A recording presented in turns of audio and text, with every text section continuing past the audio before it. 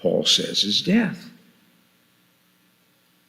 And of course, we know through the cross, Jesus not only enters into this territory that we don't know anything about, Jesus enters into this territory and comes back to show that death finally does not keep God's love and faithfulness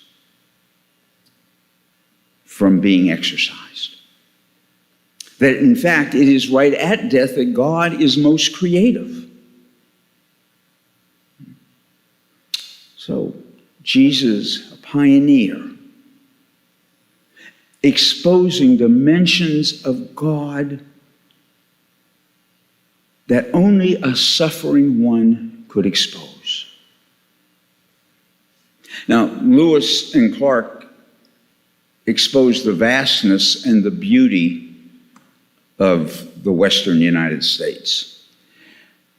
A couple years ago, a friend of mine and myself he was riding across the country on a bicycle, and I was kind of accompanying him a little bit. And we deliberately stopped at places where Lewis and Clark had been, because we both were taken with Stephen Ambrose's book on Lewis and Clark. And it was so much fun to imagine. Wow. And to hike in the Tetons and to watch Old Faithful erupt. And just to enjoy how enormous and diverse and beautiful this country is.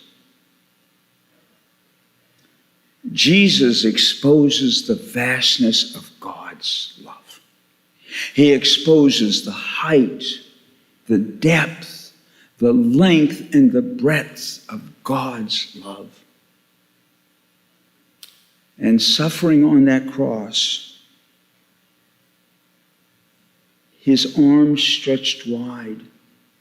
Who cannot be embraced in those arms? As today he embraces children. Who is so broken that those arms cannot show forgiveness? Jesus was a pioneer of the vastness, the mystery of God's forgiveness and mercy. And that's all I'm going to say about that. Amen.